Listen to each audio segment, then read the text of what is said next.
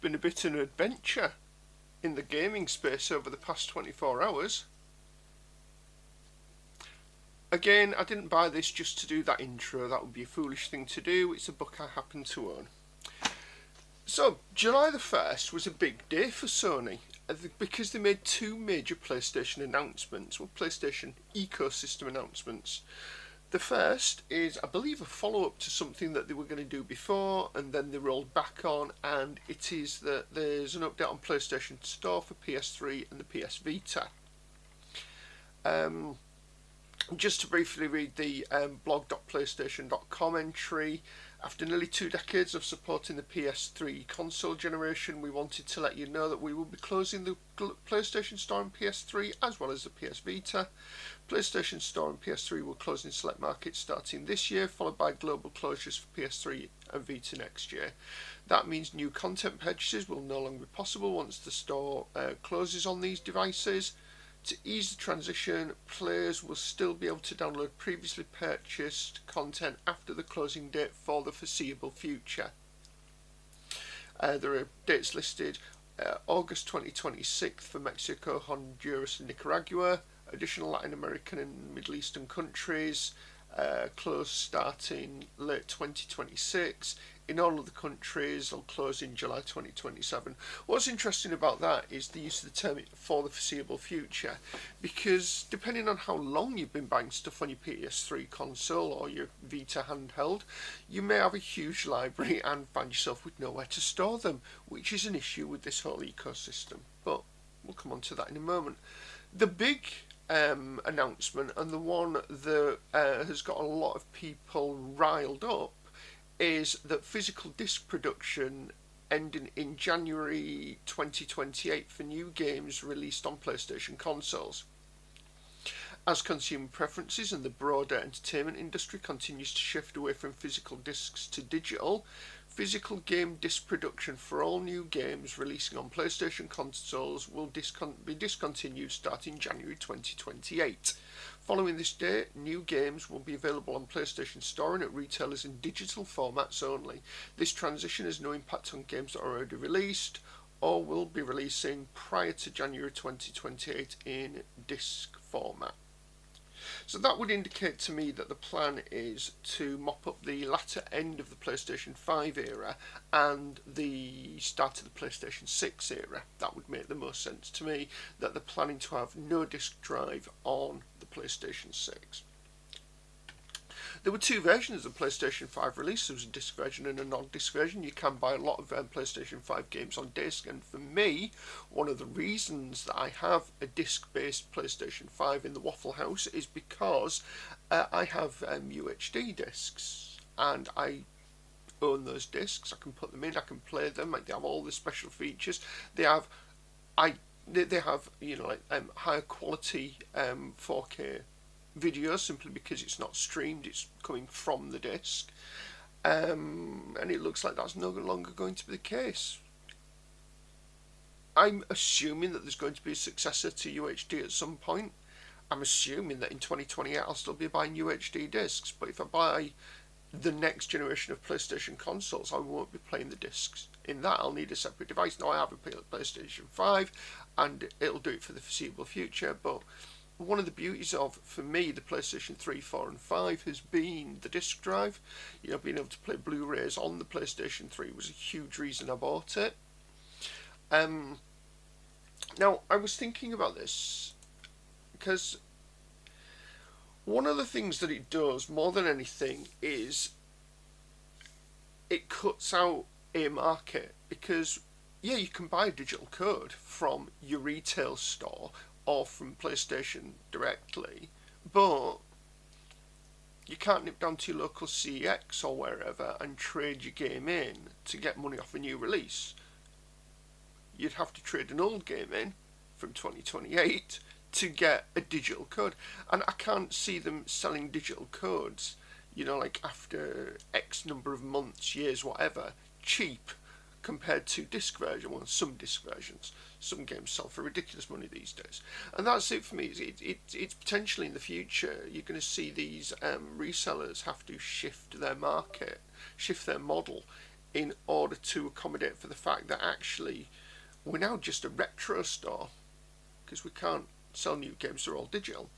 The weird thing for me as a PlayStation 5 owner is I don't own a PlayStation 5 as a physical disc. I had lots of physical media. I've spoken about it on this channel at length. But the last game I bought on a PlayStation console would have been a PlayStation 4 disc. I bought PlayStation 5 games as digital. I have PlayStation 4 games as digital as well, so I'll need to tackle that through the PlayStation Store at some point. But I still like the idea of buying a disc, even though I don't have it for the PlayStation 5. I like it as an option. And yeah, it is true, we are moving away from buying discs. I look at PC gaming, and I haven't bought a brand new PC game on disc in God knows how long. I've got a number of them, you know, on CD and DVD for my retro gaming setup. But when it comes to new stuff, I'm buying digitally. The difference for me is accessibility. Now, if I buy a game for the PlayStation console, I'm buying it from PlayStation Store. I may have got a voucher, I may have got a digital code, but I'm still buying it from one location. I don't have the same thing with PC gaming. You know, I have a Steam account. I have a lot of games from all across generations in my Steam account. I have a GOG account. GOG, preserve digital games. You know, preserve games. It's their raison d'etre. They allow you to download the files to install the game on your own offline devices or on other devices that are DRM free. That's a different. You know, what people choose to do with those files is an argument for a different day. But having the facility to do that is great for the average gamer. It doesn't lock me into a specific ecosystem. It does if I'm on Steam, less so if it's on GOG. And prices on GOG, you know, there have been occasions where I've looked at a game on PlayStation and it's been 30-40 quid. An old game, looked at it on GOG and it's been less than a tenner, you know, less than a fiver. So, you know, I know where I'm going. Now, one of the things with being locked into the ecosystem like the PlayStation Store is I had a look at this through delistedgames.com, and it listed, you know, it told me that there have been, what did it say? They have a page of all delisted PlayStation 5 games, and there are 37, which isn't bad going. And some of these games, in all honesty, I'm not going to play. I mean, there are things on there like Concord, Deathverse, Let It Die. Yeah, Hitman 3, Hunter's Arena Legend, not Monster Hunter, Hitman 3, Marvel Avengers, Multiverses, you know, Sega Genesis Classics / Sega Mega Drive Classics. The Matrix Awakens and Unreal 5 engine, a variety of WWE titles by 2K, and all the rest of it. With these, I can't buy them anymore. I wasn't ever going to rush out and buy them, but they're not available anymore. And I've no doubt it's the same thing with Steam. In fact, let's just have a quick look. Let's just have a look. So that's 37. Let's just have a look if it tells me about delisted PC games. PC, there we go. Steam. 1,048 Steam titles have been delisted. You know, and again, there are some prominent titles in that list, and it will be just that licensing changes, or the, you know, like, oh, there was backlash and the game was withdrawn, or it's an online service game and the online service isn't there anymore. If I have a look at PlayStation 4, same story, 375 games have been delisted.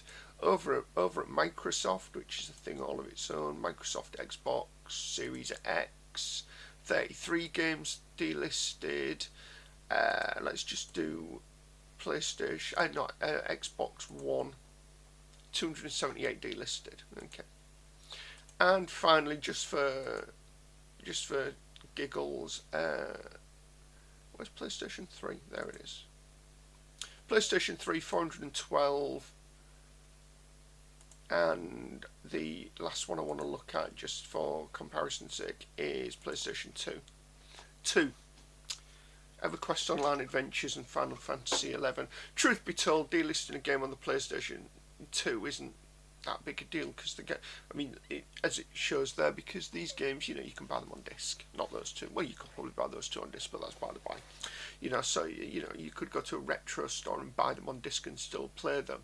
Whereas if they're delisted on more modern consoles, particularly ones that are delivered via a store, the game will no longer be available. So even out of curiosity, you're not going to be able to find them. If there was a disc version, I expect the prices to skyrocket. And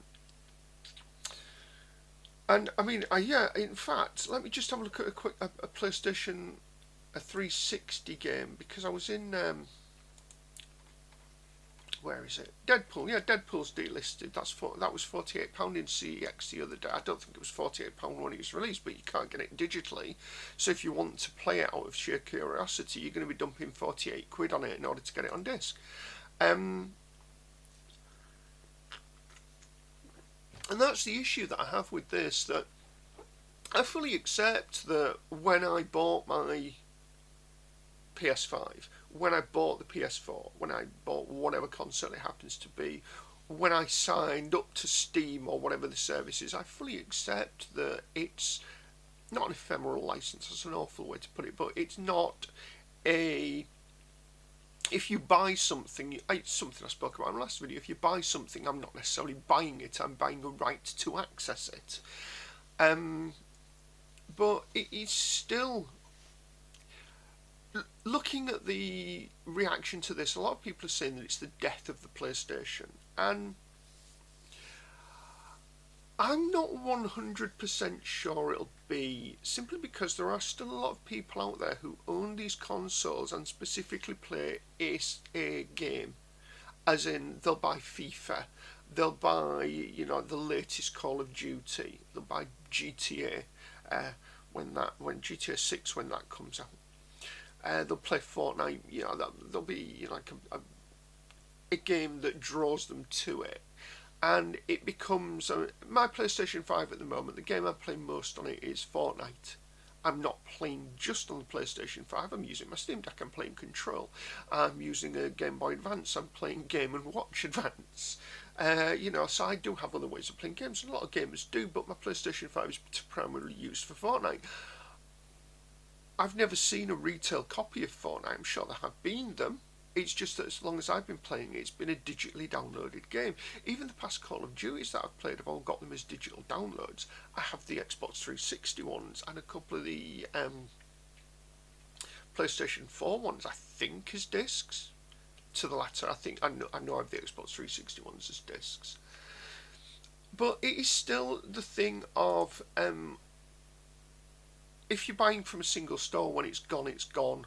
And it's not like they whimsically go through the list and start striking games off. It's usually, as I've said before, it's usually due to a licensing agreement changing or the game model being removed completely, like a live service game, the Avengers game, Marvel Avengers game as an example. But it kills the resale market. And that I think that's going to be the biggest tell. I'm interested to see how shops like CEX pivot when you walk into CX and they've got shelf after shelf of old PlayStation 5, 4, 3 games, Xbox One, Series X, whatever they are these days games. It also means that for these games, as I said earlier, GOG preserve old games. If the only way to get these games is through a single store that is a walled garden with no legitimate way of obtaining the game to preserve it outside of that environment, they're going to be gone forever. And it doesn't matter if you want to play it or if it suddenly becomes popular or if you're watching YouTube and all of the streamers are talking about a game from 5 or 10 years ago. If it's gone, it's gone. And they can force updates on you. Obviously, we've talked about that previously. I don't think it'll kill the next generation of consoles. I think there'll still be a market for them. I think people will buy them. I think we will just have to bite the bullet. And I mean, I don't even see them doing a thing like they did with the when they were going to sunset the PS3 and Vita store a couple of years back. I don't see them rolling back on this. I think, you know, it cuts a production cost. If fewer people are buying games, stop putting out the games. It And as well, if for the next generation console, if there's no disc drive option, there's no point in anybody stepping in and saying, well, we'll continue to produce the games. Why would you? But there you go. That's my take on it. Apologies for the face. I did a YouTube short about this. This is just Bell's palsy. I'll be fine. But yeah, if you got this far, like, share, subscribe. And I'll catch you again next time. Bye for now.